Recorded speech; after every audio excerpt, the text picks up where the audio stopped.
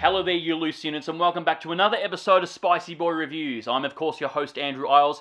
Hope you've been looking after yourselves, looking after each other, pulling your heads in and all that jazz. Here we are again, still in Halloween season, October, a lovely time of the year that I absolutely love. And yeah, second review here for Halloween. Let's get straight into it. Today we're reviewing the cult classic Trick or Treat. On Halloween night, 5 interwoven stories based around the festivities are happening simultaneously, all in a small town of Ohio. How are these stories connected? Will everyone survive the night?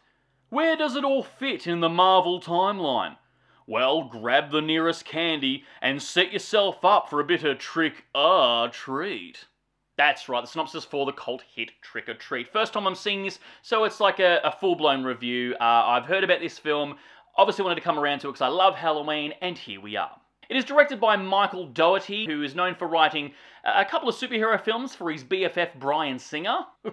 He also directed Krampus, which is an awesome Christmas horror film, very dark, highly recommended. And the Godzilla sequel, Godzilla King of Monsters. And of course he's been slated to direct the sequel to this, coming out whenever, because now this is a cult status movie that, of course, it needs a sequel.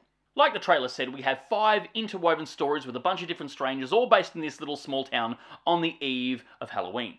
We open the film on 2 of the most annoying young married couple have come back from a night of wandering around town, bumping into all the other characters in this movie. But before the husband can get his fuck on, his wife is pestering him on his back about taking down all the Halloween decorations because Halloween is over. What? There's still trick-or-treaters in the street. It's still Halloween night. Can't it wait till tomorrow? No. Her reasoning for taking down the decorations tonight is because her mother is coming over the next day and she will absolutely lose it if she sees all these Halloween decorations up. Like, really? Wow, your mother sounds like an absolute cunt. Anyway, she's our first victim in the film, and then away we go. Then we meet 4 of the most horniest women, I think, in cinema, who's obviously written by a male writer. And their reasoning for partying in this small town is because they've come down from the big city to hunt for cock. I'm not kidding. That's their goal for the night. To all get laid.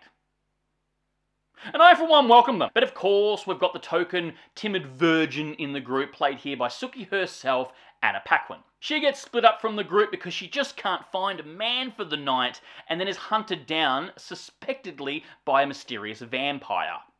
No, not that one. We get another storyline in the town as well of the town's creepy principal in a farcical storyline / side plot of trying to get rid of a dead body. Then a Stranger Things gang rock up and they want to play a prank on a neurodivergent girl, which can only go well. This side story of the kids pulling a prank was easily the most interesting part of the film, and the spookiest. Again, it's a gang of kids going off to get into some ghoulish fun on Halloween night. It's the perfect setting for a Halloween film, hence why it's probably the most interesting. Then finally, we meet old man Colonel Stryker. Stryker.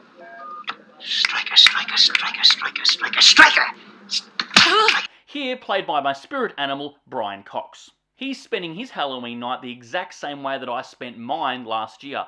Sitting in front of a fire, watching a bunch of horror films, drinking copious amounts of whiskey. Until a stranger comes a-calling. Then he gets out the shotgun and it goes full-blown slasher. The whole film looks like it's filmed on a backlot and on sound stages. And of course it is, looking at the studio.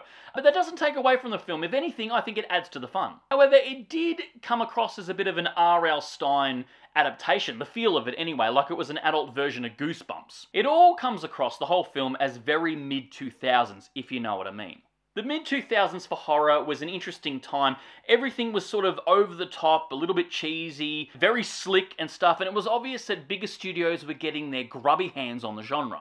It was probably my least favourite time for horror films between 2000 and 2010. There was some hidden gems in there. Obviously, it was the birth of the gore porn craze as well. But yeah, as I said, it was a bit too over the top and slick for my liking. And yeah, this film fits perfectly into that style of horror film.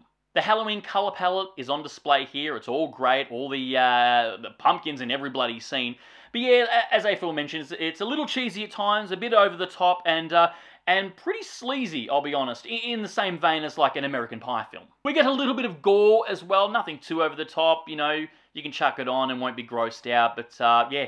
It is obviously so refreshing to see creature effects and puppetry in horror films, and they're on display in this film, and it's absolutely welcomed.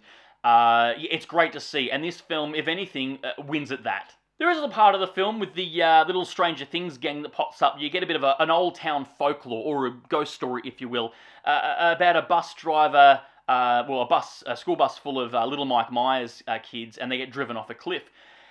And it was really spooky, unsettling, scary, and cruel. Like, I was watching it going, oh God, that's horrible. What a great concept for a horror film. And that's easily the best part of the film. I wanted to see sort of more of that in its own horror film, like adapting that little folklore story to a feature film, and the aftermath of that. That was easily the best part, and really unsettling and creepy, but yeah, in a good way. Of course, it was nice to see characters cross over and cross paths and bump into each other and stuff, and then you get to see little reveals here and there. The pop-up, you go, oh, so that's when that's happening in the town, and this is when that's happening. You know, it was quite clever and cute. Very, very mid-2000s. And of course, to be cool and edgy in the mid-2000s, of course we get, over the top of a horror scene, Marilyn Manson's cover of Sweet Dreams, because of course we do.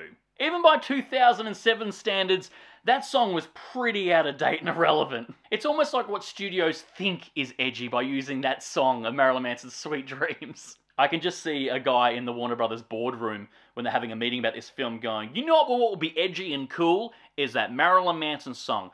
I visited my nephew at Christmas 5 years ago, and he had a Marilyn Manson poster on his wall, and he loves horror films. And because it's Halloween night, there is so much candy on display here. I started getting a stomachache just by looking at it all, because I don't think there was even a frame of the movie that didn't have candy in it. The film is using the actual pagan ritual of Halloween, or Hallows Eve. It gets mentioned a few times by a bunch of characters. There's even some instigating factors of the background story of it, like the pagan ritual is the end of the month, you leave out treats or offerings, if you will, to spirits and stuff like that. And yeah, there's a couple of parts of the story that focus on that quite heavily so.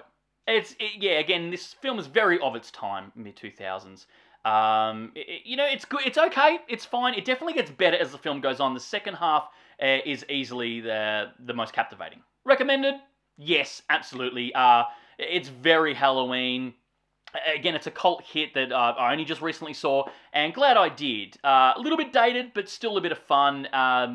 A bit forgettable at times. It's great to chuck on if you're doing a Halloween horror film marathon. But yeah, see it if you want, don't see it. If you have seen it, let me know. And if you've made it this far into the episode, give us a thumbs up, because why not?